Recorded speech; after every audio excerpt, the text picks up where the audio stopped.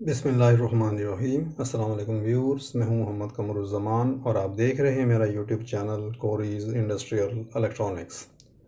Viewers, जैसा कि आप देख रहे हैं, ये एक पावर एनालाइज़र है। आज हम आपको इसके बारे में बहुत तफसील के साथ मालूमात देंगे, स्पेशली इसके सर्किट के बारे में, इसके कंपोनेंट्स के बारे में, इनके आईसीज़ के बारे में, जो कि इसकी मेंटेनेंस रिपेयर के लिए बहुत कारआमद चीज़ें हैं। तो लिहाजा आपसे गुजारिश है, अगर आप मेंटेनेंस करते हैं, रिपेयर करते हैं, टेक्निकल हैं इलेक्ट्रॉनिक्स के, तो आप इस वीडियो को पूरी देखिएगा। इंशाल्लाह ताला आपको बहुत फ़ायदा होगा। तो व्यूअर्स, अब हम इसकी तफसील में जाते हैं, थोड़ा सा ऑपरेशन देखते हैं। ये देखिए, ये इसकी 3 जो हैं रो हैं 7 सेगमेंट डिस्प्ले की। एक एक डिस्प्ले के अंदर 3 जो है वो 7 सेगमेंट डिस्प्ले लगे हुए हैं। ये वाला जो है L1 के लिए, यानी कि लाइन 1 के लिए है, ये लाइन 2 के लिए और ये लाइन 3 के लिए। बाकी इसकी इंडिकेशंस है, अगर वोल्टेज शो यहाँ पर शो हो रहे होंगे तो यहाँ पर ये वाली लाइट जलेगी। करंट शो हो रहा अगर यहाँ पर तीनों फेज़ का, तो ये वाली लाइट जलेगी एक ही। और अगर VA यानी कि पावर शो हो रही है इनके ऊपर, तो वो ये वाली लाइट जलेगी। इसके अलावा वाट अगर होंगे यहाँ पर, तो ये लाइट जलेगी। इसी तरीके से अगर मतलब कि हज़ारों में होंगे, यानी किलो में होंगे ये चीज़ें, एम्पेयर और वाट वगैरह, केवीए वगैरह या किलो वाट वगैरह, तो ये। और अगर मेगा वाट में होगी तो ये, या मेगा VA में होगी तो ये लाइट जलेगी। उसके बाद VAR यानी कि जो कि हमारे कैपेसिटेंस में पावर फैक्टर में यूज़ होते हैं, वो यहाँ पर लाइट जलेगी। अगर इन पे शो हो रहा होगा तो पावर फैक्टर शो हो रहा होगा, तो अगर फ्रीक्वेंसी शो हो रही होगी तो हर्ट्ज़ की लाइट जलेगी, और पावर फैक्टर पे ये होगी। अलार्म के लिए ये लाइट और डिमांड के लिए ये लाइट। उसके बाद ये देखिए, ये इसकी 3 कीज़ हैं। ये सेटिंग के लिए है, ये अप के लिए है, ये पैरामीटर्स को डाउन करने के लिए है।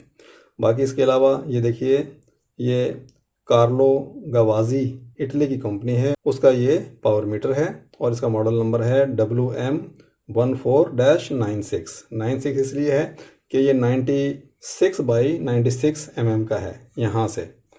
और उसके बाद ये पावर एनालाइज़र लिखा हुआ है। तो ये व्यूअर्स इसका फ्रंट पैनल था। चलिए अभी हम इसकी बैक साइड पे जाते हैं। ये इसके कनेक्शंस हैं। ये देखिए, नंबर 1 जो पिन है यहाँ पर, ये 1 से लेके 14 तक हैं। टोटल इसमें 28 पिन्स हैं। 1 पे और 3 पे हम इसको पावर देंगे 230 वोल्ट AC इसको ऑपरेट करने के लिए। उसके बाद ये जो इसकी हैं 4-5 जो इसके टर्मिनल्स हैं, ये इसके RS485 के कनेक्शन के हैं, किसी भी सिस्टम के साथ या PC के साथ इसको इंटरफेस करने के लिए। नीचे आ जाइए, यहाँ पर देखिए ये न्यूट्रल है, L1, L2, L3। यहाँ पर हम इसको 3 फेज़ और न्यूट्रल की सप्लाई देंगे, जिससे हमारे वोल्टेज मॉनिटर होंगे। और उसके बाद ये देखिए I1, I2, I3, यहाँ पर हमारे CT के कनेक्शन होंगे। 3 CTs लगेंगी, यानी कि लाइन 1 की CT, लाइन 2 की CT और लाइन 3 की CT, ताकि हमें करंट मालूम हो सके। करंट और वोल्टेज जब आएंगे तो उसके बाद ये तमाम पैरामीटर यहाँ पर डिस्प्ले करेगा। थोड़ी सी मज़ीद आपको उसको तफसील बता देते हैं कि इसका जो प्रॉपर जो ऑर्डरिंग कोड या मॉडल नंबर है वो है WM14-96। उसके बाद AV5.3.D.S। हम आपको बताएंगे कि AV5 का क्या मतलब है, 3 का क्या मतलब है, D का और S का क्या मतलब है। पावर सप्लाई जैसे हमने आपको बताया 230 वोल्ट AC है, और इनपुट वोल्टेज 3 फेज़ 380 या 600 वोल्ट। चलिए अब इसकी थोड़ी सी डाटा शीट देख लेते हैं, और उसके बाद इसको हम ओपन करेंगे, और ओपन करके हम आपको इसके सर्किट में डिटेल से बताएंगे कि ये सर्किट कैसे बना हुआ है और इसके कंपोनेंट कैसे हैं और किस तरीके से काम करते हैं। तो व्यूअर्स, ये देखिए, ये एनर्जी मैनेजमेंट पावर एनालाइज़र है, टाइप ये बेसिक वर्जन है इसका। उसके बाद ये इसका मॉडल नंबर है, और हमारा जो मॉडल नंबर है उसमें देख लेते हैं कि उसमें इनका क्या मतलब है। जैसा कि ये बताया है, WM14-96 ये मॉडल नंबर है, जो कि बेसिक वर्जन का है। उसके बाद जो AV5 यहाँ लिखा हुआ है, हमारा जो है यहाँ पर AV5 ही है, और AV5 का मतलब है रेंज कोड। और रेंज कोड जो है वो देखते हैं क्या है, थोड़ा इसको ऊपर कर लेते हैं। रेंज कोड जो है 38/660 वोल्ट AC। उसके बाद जो है नेक्स्ट ये है 3, और 3 का मतलब है सिस्टम, सिस्टम का मतलब है 1 2 3 फेज़, यानी कि 3 फेज़ सिस्टम है।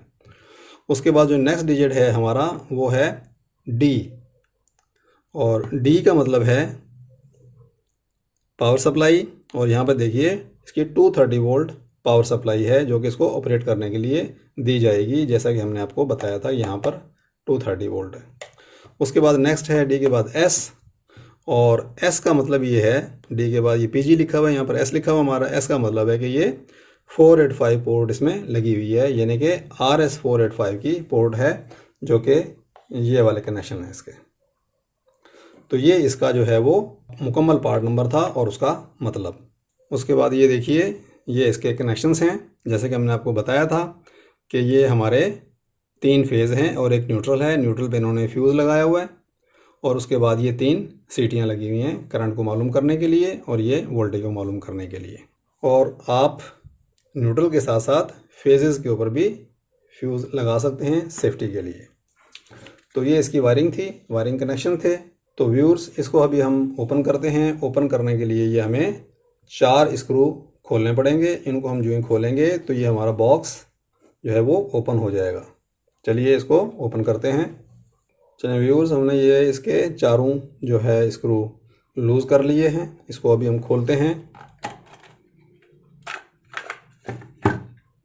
ये देखिए ये इसको हमने ओपन कर लिया।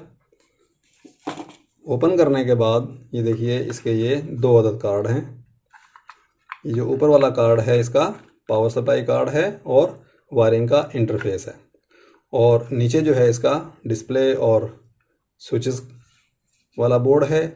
और उसके लिए ये देखिए एक स्क्रू ये लगा हुआ है, एक ये लगा हुआ है, और 2 स्क्रू ये हैं, एक ये और एक ये। 4 स्क्रू खोलेंगे तो ये नीचे वाला बोर्ड भी हमारा बाहर निकल आएगा। चलिए इनको भी ओपन करते हैं। चलिए व्यूअर्स इसके हमने जो है वो स्क्रू जो हैं वो लूज़ कर लिए हैं। इसको अभी बाहर निकालने की कोशिश करते हैं। ये देखिए इसको हमने बाहर निकाल लिया। तो ये हमारे 2 कार्ड हैं, ये नीचे वाला कार्ड और ये ऊपर वाला कार्ड। तो ये दोनों कार्ड जो हैं वो इस रिबन के ज़रिए, रिबन केबल के ज़रिए आपस में जुड़े हुए हैं। चलिए अब हम आपको इसकी तफसील से बताते हैं कि ये सर्किट किस तरीके से बना हुआ है। ये देखिए ये हमारे 2 टर्मिनल हैं जो कि AC पावर के लिए हैं। ये देखिए दरमियान वाला इस्तेमाल नहीं हो रहा, यहाँ पे हम पावर देते हैं, यहाँ पे पावर देंगे और यहाँ से हमारी एक कॉइल लगी हुई है यहाँ पर आएगी, और ये हमारा ट्रांसफार्मर है। ट्रांसफार्मर की जो इनपुट है वो इस पिन पे और इस पिन के ऊपर है 220 वोल्ट यानी कि 230 वोल्ट, और ये हमारी 2 इसके अंदर आउटपुट हैं। चलिए दूसरे एंड से देखते हैं, कंपोनेंट साइड से। ये देखिए ये 2 हमारी कॉइलें लगी हुई हैं। मेक श्योर आप इसको देख लीजिए, ये रजिस्टर नहीं है बल्कि कॉइल हैं। ये वोल्टेज की फ्लक्चुएशंस को रोकने के काम आती हैं। उसके बाद ये हमारा ट्रांसफार्मर है। ट्रांसफार्मर में देखिए ये प्राइमरी जो है 230 वोल्ट 1 नंबर पिन पे और 5 नंबर पिन पे। इस तरफ हमारी 1 नंबर पिन है नीचे, और इस तरफ हमारी 5 नंबर पिन है। तो जो आउटर पिन हैं उसके ऊपर 230 वोल्ट हम इसको देते हैं। उसके बाद 6 से लेके 10 तक ये हमारी पिनें हैं, 6 7 8 9 10। और हमारी 2 सेकेंडरी हैं। सेकेंडरी 1 जो है वो 6 वोल्ट उससे हमें मिलते हैं अगर हम 230 वोल्ट देते हैं तो, और 6 वोल्ट जो हमें 6 और 7 पिन पे मिलेंगे, यानी कि इस पे और इसके बराबर वाली पिन पे। और टेम्परेचर एम्बिएंट जो है वो 70 डिग्री तक ये इस्तेमाल कर सकते हैं। बहरहाल सेकेंडरी 2 जो है उससे हमें 9 वोल्ट मिलते हैं, और वो पिन नंबर 9 और 10 से मिलते हैं, और 9 और 10 यहाँ पर होंगे और पिन नंबर 8 इस्तेमाल नहीं होगी। चलें इसको नीचे से देखते हैं। ये देखिए ये 2 पिन ये हैं, 2 ये हैं, सेंटर में एक पिन नहीं है, और ये हमारी पिन नंबर 6 है, यानी कि 6 और 7 ये है, 8 नंबर नहीं है, 9 और 10 ये है। तो 6 और 7 पे जैसे कि हमने बताया था कि 6 वोल्ट आपको मिलेंगे। चलिए देखते हैं कि 6 वोल्ट कहाँ जाते हैं। ये हमारे 6 वोल्ट हैं। यहाँ से ये देखिए ये हमारे यहाँ से इस पिन पे आ गए, और ये वाला जो टर्मिनल है उससे यहाँ से प्रिंट हमारा इस पिन पे आ गया, यानी कि हमारे इन 2 पिन्स के ऊपर आ गए। और ये हमारा जो है ये ब्रिज रेक्टिफायर है गोल वाला। इसको बैक साइड से देखते हैं। ये देखिए, ये जो है हमारा जो है ब्रिज रेक्टिफायर है। इस पर नंबर लिखा हुआ है W04M, ये वाला। इसके अंदर ये दो देखिए, ये AC के निशान बने हुए हैं, यहाँ पर AC दी जाती है, और ये हमारा जो है ये प्लस का निशान है। तो यहाँ पर हम प्लस वोल्टेज आउट लेते हैं। तो इधर देख लीजिए, फिर दोबारा हम आते हैं। यहाँ से हमारी जो है वो AC दी, यहाँ से हमारी नेगेटिव आउट हुए, यहाँ से हमारे पॉजिटिव आउट हुए। ये हमारा कैपेसिटर लगा हुआ है जो कि इसको फिल्टर आउट करता है, जो DC बनी है उसको फिल्टर आउट करता है। ये देखिए, ये 1000 UF और 16 वोल्ट का है। तो व्यूअर्स, ये जो पावर है हमारी फिल्टर होके इस बोर्ड पे जाती है। इस बोर्ड पे ये देखिए आपको नज़र आएंगे माइक्रो कंट्रोलर, और ये हमारे 7 सेगमेंट डिस्प्ले। तो ये पावर समझ लीजिए इस बोर्ड के लिए इस्तेमाल होती है। फिर हम आपको तफसील से बताएंगे कि ये पावर किस तरीके से जाती है। उसके बाद जो दूसरी पावर है हमारी, ये देखिए, ये वाली पिन नंबर 9 और 10। 9 और 10 जो पिन है, वहाँ से ये देखिए प्रिंट यहाँ पर आया, यहाँ पर एक डायोड लगी हुई है। इस AC जो यहाँ पर आएगी उसको ये रेक्टिफाई करेगी। रेक्टिफाई करने के बाद यहाँ पर हमारा कैपेसिटर लगा हुआ है जो उसको फिल्टर करेगा। इधर देख लीजिए, ये देखिए, ये डायोड हमारी लगी हुई है। सिर्फ सिंगल डायोड है, डबल डायोड नहीं है, 4 डायोड नहीं है, तो सिंगल इसको रेक्टिफाई किया है। इस कैपेसिटर ने इसको जो है वो फिल्टर आउट किया है। ये देखिए, यहाँ पर फिल्टर आउट किया है किसने, 100 UF 50 वोल्ट का एक कैपेसिटर है। तो यहाँ से 9 वोल्ट आए थे। उसके बाद ये देखिए, ये IC हमारी लगी हुई है L7805, जैसा कि इसके नंबर से नज़र आ रहा है कि ये 78 का मतलब है कि ये पॉजिटिव वोल्टेज रेगुलेटर है 5 वोल्ट का। 5 वोल्ट का ये रेगुलेटर है, फिक्स वोल्टेज रेगुलेटर है। इसके ऊपर ये सप्लाई आती है, यहाँ से ये जा रही है यहाँ पर। ये देखिए, ये हमारा रेगुलेटर है। उसके बाद जो ये सप्लाई है, इसे 5 वोल्ट बनते हैं, और 5 वोल्ट जो हैं वो हमारे इस IC पे आ रहे हैं, मैक्स 1482 CPD। मैक्स 1482 जो है ये RS485 के लिए यूज़ की गई है, जिसके ये टर्मिनल्स हैं। हमने आपको बताए थे RS485 के वो ये टर्मिनल हैं। यहाँ से आप PC के साथ कम्युनिकेट कर सकते हैं, और वो जो कम्युनिकेशन होगी वो इस IC के थ्रू होगी। ये किस्म की ड्राइवर IC है 485 के लिए। और ये देखिए, ये 3 इसमें लगे हुए हैं 4N35 आइसोलेटर्स, यानी कि ऑप्टोकपलर्स। उसके बाद ये 2 ट्रांसफर लगे हुए हैं, NPN ट्रांसफर है C33725। तो ये नंबर इसमें काफ़ी लंबा आपको नज़र आ रहा है, लेकिन जब डाटा शीट में देखेंगे तो इसका नंबर होगा C337-25। चलिए, अब हम ऐसे करते हैं कि इन 3 कंपोनेंट्स के डाटा शीट देख लेते हैं, मैक्स 1482 के, 7805 के और 4N35 के। उसके बाद हम नेक्स्ट बोर्ड पे चलेंगे। ये देखिए, ये हमारी जो है पिन कॉन्फ़िगरेशन है 7805 की, बहुत मशहूर और मरूफ IC है। इसकी जो पिन नंबर 1 है, यानी कि लेफ़्ट साइड पे वो इनपुट होती है, सेंटर वाली इसकी ग्राउंड होती है, और राइट वाली आउटपुट होती है, जो कि हमारे केस में 5 वोल्ट आउटपुट है। और इसका जो ये टैब है, ये भी ग्राउंड के साथ मिला होता है। ये मुख्तलिफ पैकेजेस हैं। और उसके बाद इसके नीचे जो है इसका ये स्कीमेटिक डायग्राम दिया है।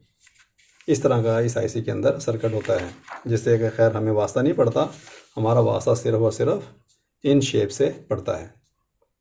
चलिए, अभी नेक्स्ट IC देख लेते हैं 4N35। ये देखिए, ये ऑप्टोकपलर IC है 4N35, 4N36 और 4N37।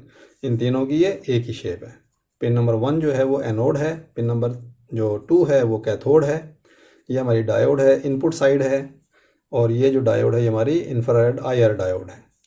यहाँ से लाइट निकलती है। आगे ये फोटो ट्रांसफ़र लगा हुआ है पिन नंबर 456 के ऊपर, और उससे ये ऑपरेट होता है। और ये हमारा इमीटर है, कलेक्टर है और बेस है।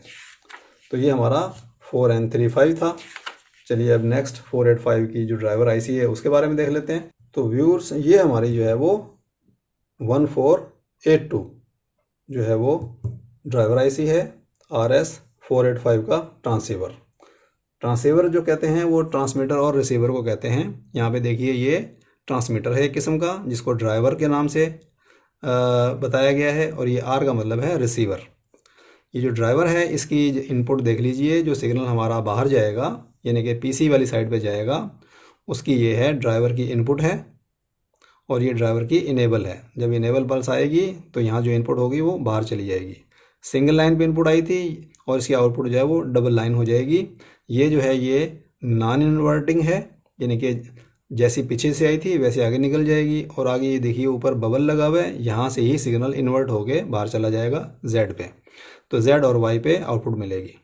उसके बाद जो सिग्नल पीसी से वापस आएगा AB485 का, वो सिग्नल यहाँ पर आया। ये देखिए A जो है ये नॉन इन्वर्टिंग है, और B जो सिग्नल आया वो यहाँ पर आके इसका एक्टिव लो है, यानी कि यहाँ पर इन्वर्टिंग सिग्नल आएगा।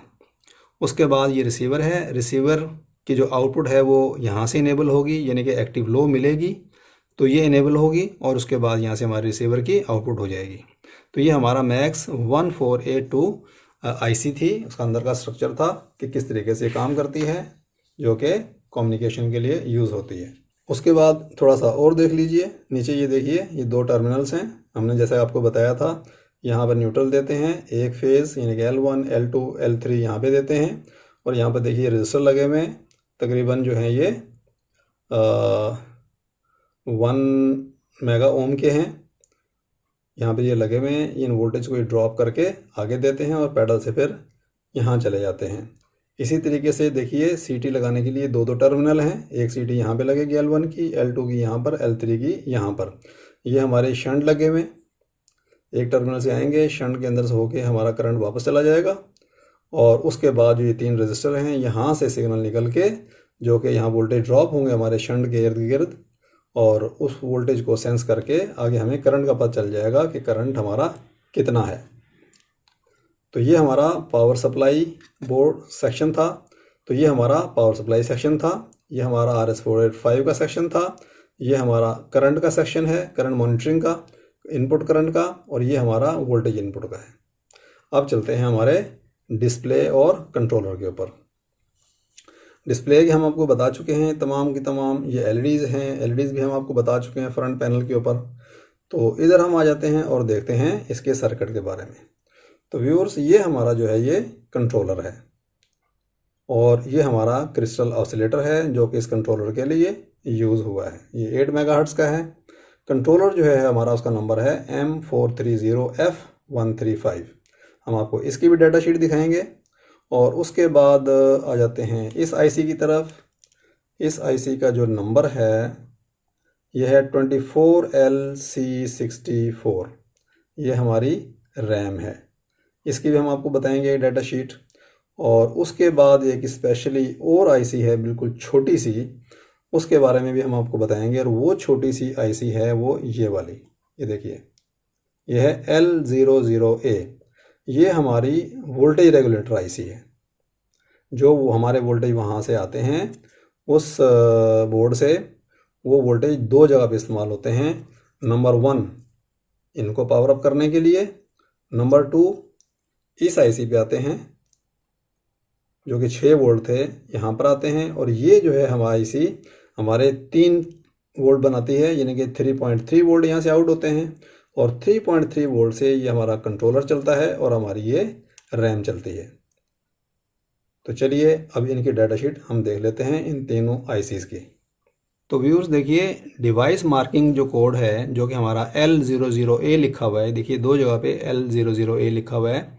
हमारी डिवाइस के ऊपर ये नंबर लिखा हुआ है, और ये जो नंबर है एक्चुअल जो नंबर है वो ये है। और क्या नंबर है? LP2980 और वगैरह वगैरह। आगे देखिए 3.3 लिखा हुआ है। इसका मतलब ये है कि ये 3.3 वोल्टेज रेगुलेट करके देती है। दूसरे पे भी देखिए ये लिखा हुआ है LP2980 और 3.3, तो ये 3.3 वोल्ट का रेगुलेटर है जिसको के 6 वोल्ट मिलते हैं। तो ये हमारा कोड से हमें पता चल गया कि इसका एक्चुअल नंबर ये है। और देखिए ये टेक्सास इंस्ट्रूमेंट की बनी हुई है LP2980, ठीक है। ये जो है ये इसको हम 2.1 वोल्ट से लेके 16 वोल्ट तक देते हैं, और ये हमें 5 volt, 4.7 volt, 3.3 volt, 3 volt, 2.5 volt output देती है, लेकिन हमारी जो है वो 3.3 वोल्ट आउटपुट दे रही है। स्कीमेटिक देखनी है इसकी आपने सादा सी, तो ये देख लीजिए। 5 पिन है इसकी। पिन नंबर 1 जो है इसके ऊपर इनपुट वोल्टेज इन हो रहे हैं, 2 नंबर ग्राउंड है, 3 नंबर जो है वो इस आईसी की आउटपुट को ऑन ऑफ करने के लिए सिग्नल दिया जाता है। 4 नंबर जो है इसमें इस्तेमाल नहीं हो रही, और 5 नंबर से हमारे वोल्टेज आउट हो रहे हैं जो कि 3.3 वोल्ट है। मज़ीद तफसील देख लेते हैं। ये देखिए पिन आउट्स 1, 2, 3, 4, 5। 1 जो है वो इनपुट वोल्टेज है, 2 ग्राउंड, 3 ऑन ऑफ, 4 नंबर इस्तेमाल नहीं हो रही, 5 नंबर वोल्टेज आउट। तो व्यूअर्स उसके बाद हम देखते हैं माइक्रो कंट्रोलर के बारे में। हमारा जो कंट्रोलर है उसका जो पूरा नंबर है वो है MSP430F135, लेकिन उसके ऊपर जो लिखा हुआ है वो SP नहीं लिखा हुआ है, उस पर लिखा हुआ है M430F135। तो ये मिक्स सिग्नल माइक्रो कंट्रोलर है, और ये 1.8 से लेके 3.6 वोल्ट तक इसकी सप्लाई है, इतने वोल्ट पे काम करता है। और हम लोग इसको दे रहे हैं, यानी कि इस जो हमारा सेटअप है, जो हमारा सर्किट है, उसमें 3.3 वोल्ट इसको मिल रहे हैं। तो ये हमारा माइक्रो कंट्रोलर की आईसी थी। इसकी पिन आउट्स भी देख लेते हैं। ये देखिए MSP430F135 64 पिन का कंट्रोलर है, और ये इसकी पिनें हैं। उसके बाद जो लास्ट हमारी आईसी है वो है 24LC64। ये हमारी 64K की I2C सीरियल ही प्रोम है, और इसकी जो डायग्राम है वो ये है, ये देखिए। तो व्यूअर्स इसकी हम पिन्स देख लेते हैं, और पिन्स इसकी 8 हैं, 1 से लेके 4 तक ये इधर हैं, 5 से लेके 8 तक इधर हैं। 1, 2, 3, A0, A1, A2 ये हमारी एड्रेस पिन्स हैं। और उसके बाद VSS है, ये हमारा जो है वो सीरियल डाटा है। उसके बाद ये हमारा सीरियल क्लॉक है, WP है, और ये हमारी VCC है। तो व्यूअर्स ये इसकी पिन आउट्स थी, ये इसका इंटरनल सर्किट है, ये देख लीजिए। ये मेमोरी कंट्रोल लॉजिक है, इसके अंदर ये 3 इसके जो हैं वो एड्रेस हैं। उसके बाद VSS और VCC यहाँ पर है, और ये सीरियल डाटा इन होता है या IO के अंदर, और उसके बाद ये सारा आगे प्रोसेस होता है, और रैम के अंदर डाटा स्टोर होता है, और रीड और राइट किया जाता है। चलिए, ये हमारी आईसीज़ होगी। तो हमने सर्किट की मेन आईसीज़ को देख लिया। देखिए नीचे कोई ऐसा कंपोनेंट नहीं जो आपको बताया जाए, और उम्मीद है कि आपको इस पावर एनालाइज़र के तमाम कंपोनेंट्स के बारे में डिटेल से समझ में आ गया होगा, पता चल गया होगा। अगर ये ख़राब हो जाता है तो इसको उम्मीद है कि आप आराम से रिपेयर कर सकते हैं। तो व्यूअर्स आज के लिए इतना काफ़ी है। मिलते हैं इंशाअल्लाह ताला नेक्स्ट वीडियो में। जब तक के लिए अल्लाह हाफिज़।